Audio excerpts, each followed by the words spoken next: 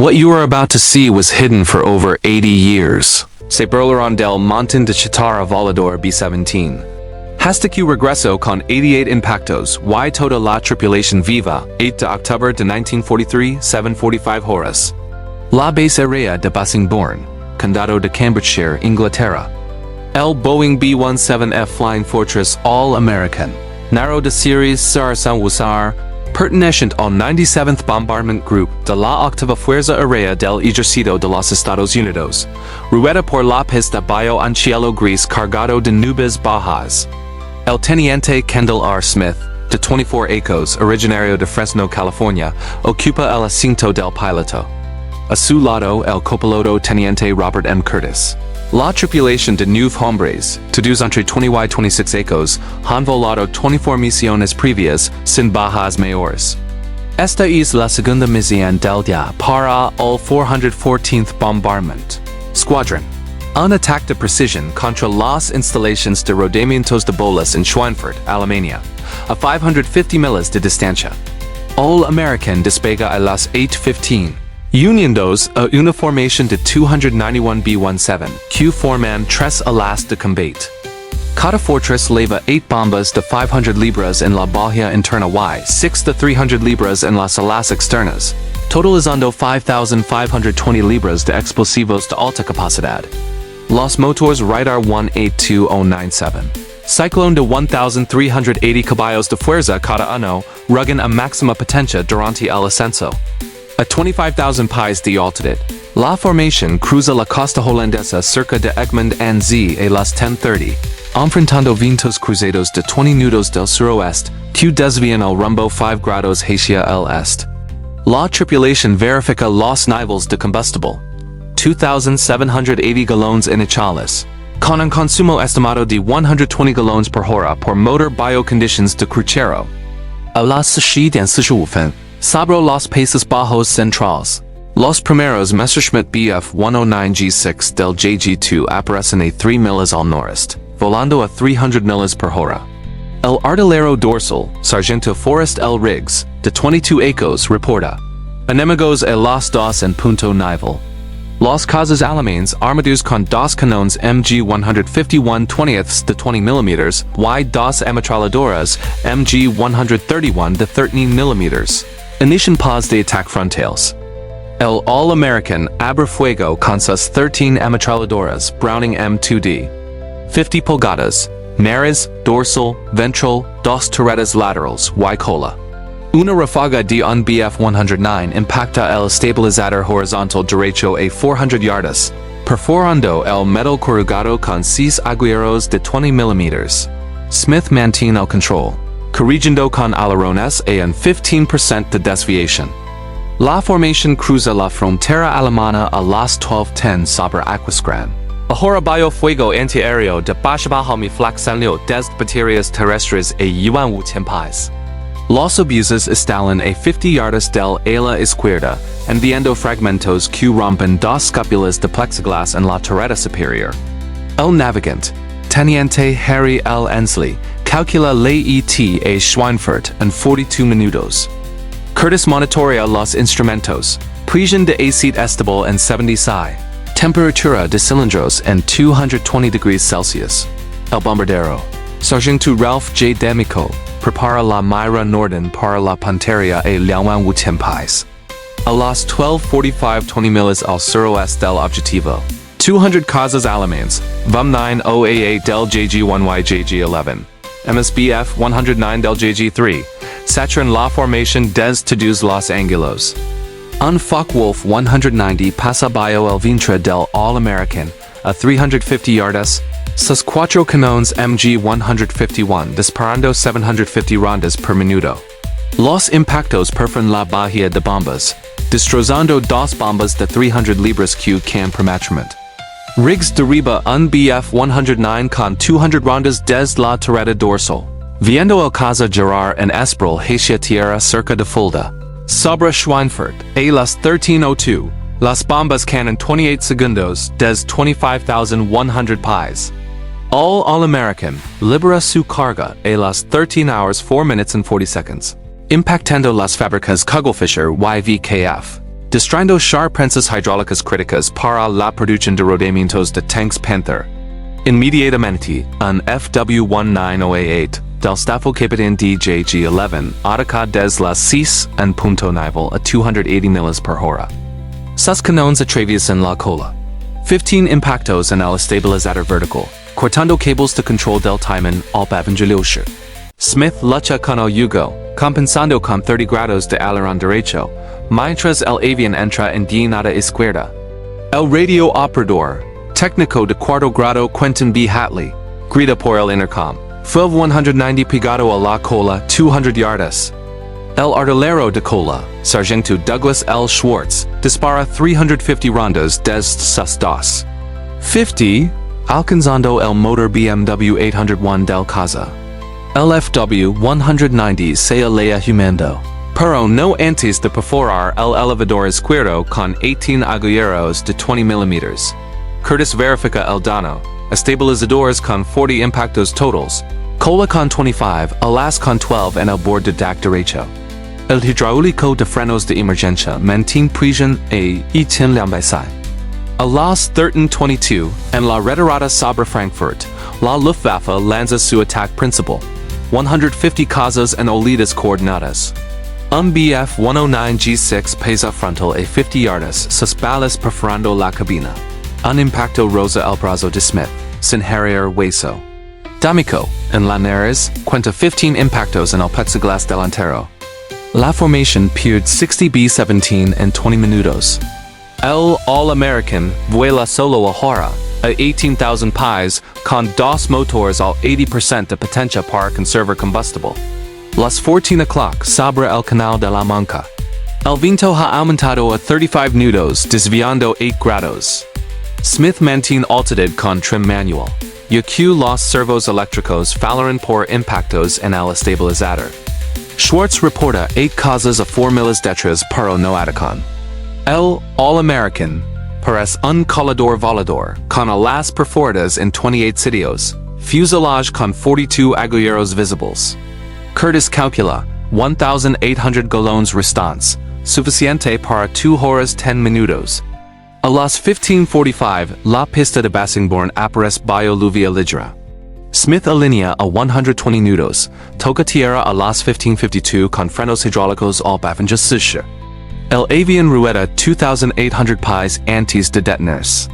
Mecánicos corren hacia el. Cuentan 88 impactos confirmados minus 59 de canon de 20 mm, 29 de ametralladora. Estructura principal intacta, sin fuego, sin heridos graves. Toda la tripulación desciende ilesa. La tripulación del All-American completó misiones MS antes de que el avión fuera enviado a UA para exhibición de bonos de guerra en abril de 1944. Kendall Smith recibió la Distinguished Flying Cross. El B-17 se conserva en la base aérea de Robbins, Georgia. Esta misión contribuyó a la destrucción del 30% de la capacidad de rodamientos alemana, retrasando la producción de 1,000 tanques mensuales. Que recordemos a estos hombres no por hazares imposibles, sino por su habilidad precisa bajo fuego implacable. La base aérea de Bassingbourn permanece en silencio esa noche del 8 de octubre de 1943. Los mecánicos del 97th Bombardment Group radian al All-American bajo focos improvisados, contendo cada perforación con linternas y reglas de calibre. El sargento técnico jefe William Harris, de 29 ecos, anota en su libreta 88 impactos totals, distribuidos así: fuselage central con 32 agujeros de 20 mm y 13 mm, alas con 28 perforaciones que atraviesan vigas principales. Estabilizadores con 18 impactos, que cortan 65% de los cables de control, y cola con TMS en la superficie de elevador. Ningún impacto toca los 4 motores right cyclone. Los tanques de combustible de 2,780 galones iniciales retienen integridad gracias a las bolsas excelentes de goma. Harris declara el avión reparable en 6 horas. Al amanecer del 9 de octubre, Kendall Smith camina entre los restos de 60 B-17 perdidos en la misión. El 97th Group registra 22 avioncillos abatidos, con 197 tripulantes muertos o capturados. Schweinfurt, a pesar de las pérdidas, Queda golpeta. Las Fábricas de Cagelfischer appeared in 34 prensas hidráulicas. VKF destruyó 18 hornos de tratamiento térmico. La producción alemana de rodamientos se un 38% es mes, afectando directamente la cadena de montaje de Panzer V Panther and Kassel, don 247 tanks quedan incompletos por falta de coordinates principales. Smith reúne su tripulación en la sala de debriefing a las 9 o'clock. El teniente coronel James H. Wallace, comandante del 414th Squadron, escucha el informe. Salida a 8:15. Bombas a las 13:04 sobre objetivo primario. Regreso 15:52. Llenos. 88 impactos confirmados. Derribos probables. Dos FW-190Y un BF-109. Wallace Asinti. El All-American gana el apodo Montón de Chatarra Volador entre los mecánicos. Paro con respeto contenido. Los hombres reciben 48 horas de descanso obligatorio antes de la próxima salida. El 12 de octubre, el All-American vuela su 26th misión. Un ataque a la planta de cacho sintético en Merseburg 480 millas al este. Smith ajusta trim manual en cada maniobra, compensando el 12% de rigides permanente en el estabilizador derecho. A 22,000 pies sobre Hanover. 3 BF-109G 4 del JG-51 Atacon Information T. El artillero ventral, Sargento Willard E. Burgess, de 21 Ecos, dispara 150 rondas y humo negro en el segundo casa, TUC a 1,500 pies por minuto. La formación pierde solo Sharpie Shutsi. Las bombas del All-American impactan 3 silos de almacenamiento, incendiando 4,200 toneladas de estereno. Regreso sin nuevos daños estructurales mayores. Las reparaciones completas concluyen el 15 de octubre, 1,200 rematches nuevos. Parches de aluminio 2% en 62 sitios. Cables de control reemplazados con factor de seguridad. 1.5. Smith realiza un vuelo de prueba a 300 millas por hora, verificando estabilidad en llenadas de 45 grados. El avión mantiene certificación de combate pese a las cicatrices visibles. La artillería liga el 14 de octubre, segunda oleada a Schweinfurt. 291 B-17 despegan de nuevo. Pero la Luftwaffe concentra 300 casas del JG-1, JG-2 y JG-11. El All-American ocupa posición baja en la calle del grupo, expuesto a attacks desde Valle. A las 12:35 sobre el objetivo. Flak de 128 mm de las baterías de Nuremberg, instala a 30 yardas. Fragmentos perforan el ala derrica, donando el larguero principal en 22%. Smith mantiene formación mientras, D'Amico suelta 5,520 libras de bombas a las 12:42. Destruyendo dos talleres de rectificado en Fichtel and Sachs. En la retirada, 25 FW-198 saturan el quadrani tercero. Schwartz and Kola enfrenta un ataque frontal a 120 yardas. Sus. 50 cal perforan el radiador del Casalighter, forzando su abandono.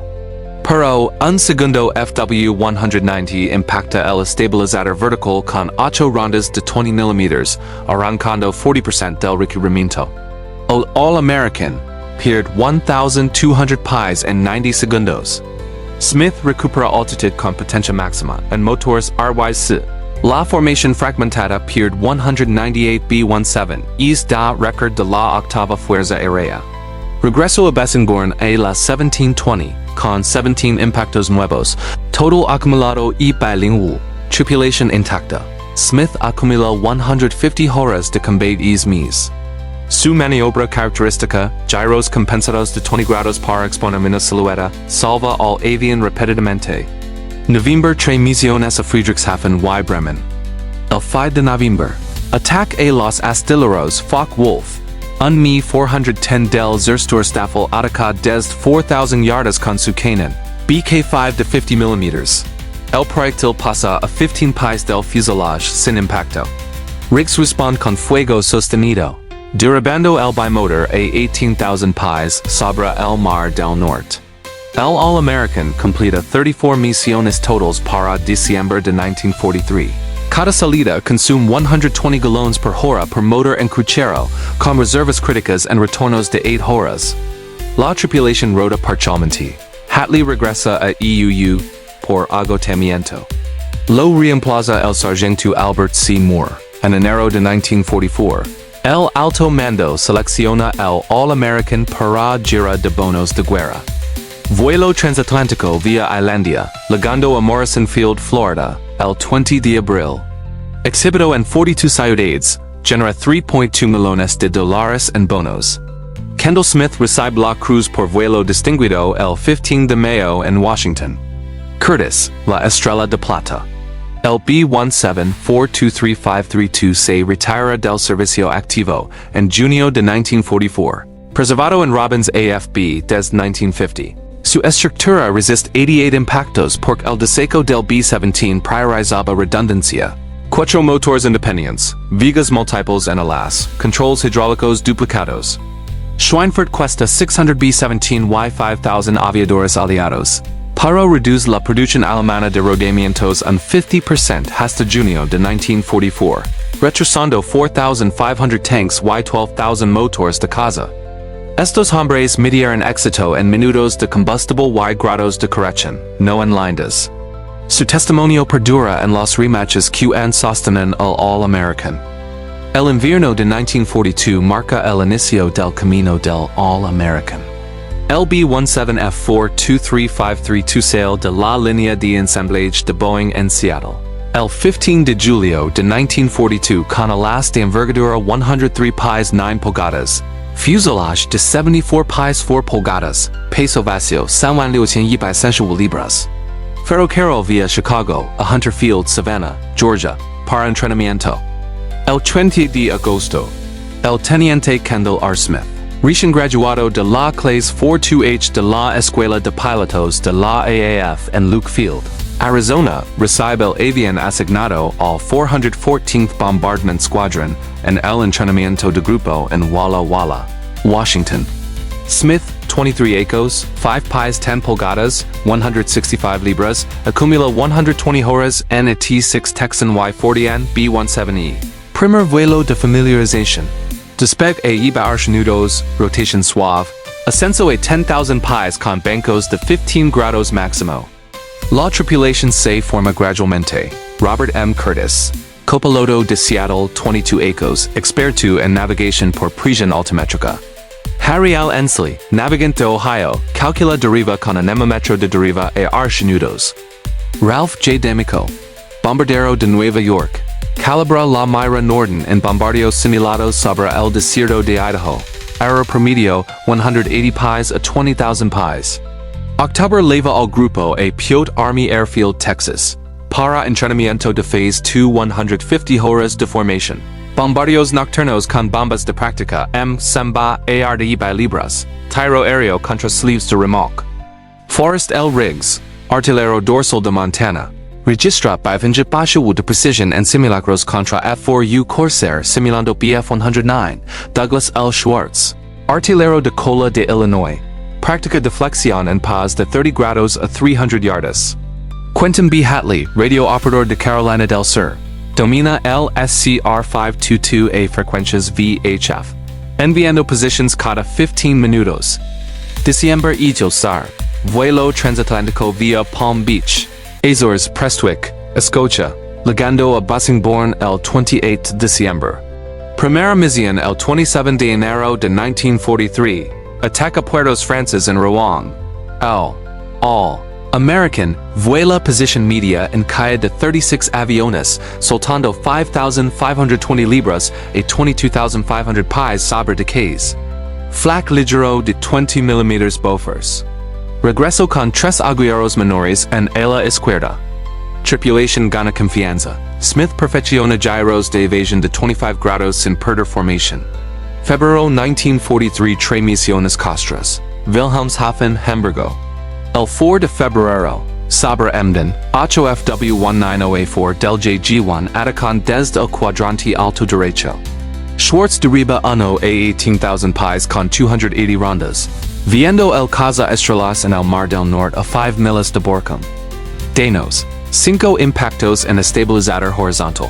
Reparaciones en 24 horas con parches de 2 joyas. La primavera acumula 15 misiones. Puertos holandeses, fábricas belgas. El 14 de junio, Attack a U-boat Pens en La Palace. Formation de 106 B-17 encuentra 12 Rue 88 del KG-40. Rigs cuenta dos derribos probables. L. All-American. Recibe 12 aguilleros de 20 mm en fuselage inferior. Smith aterriza con tiarn principal donado en rueda izquierda. Usando freno diferencial para detenerse en 2,200 pies de pista mojada. Julio y agosto. Transition objetivos profundos en Alemania. Primera penetración el 25 de julio. Castle. Cunas de FW-190-120 B-17 enfrentan 180 casas del JG-2. El All-American pierd altitude 800 pies en turbulencia de Estela, recuperando competencia máxima en motor narrowsad. Bombas impactan hangars de montaje, destruyendo 3 FW-190 incompletos. Regreso con 22 impactos, alas perforadas en 14 sitios. Septiembre intensifica el ritmo. 8 misiones en archidias. El 6 de septiembre, Regensburg Messerschmitt. El grupo pierde 22 aviones. Smith mantiene formation bio-attacks frontales coordinados, exponiendo solo 20 segundos per pase. Curtis monitorea combustible, 1,950 galones usados en 7 horas 40 minutos. Daños acumulados alcanzan 47 impactos totals para fin de mes. El 8 de octubre Liga 3 días de mal tiempo.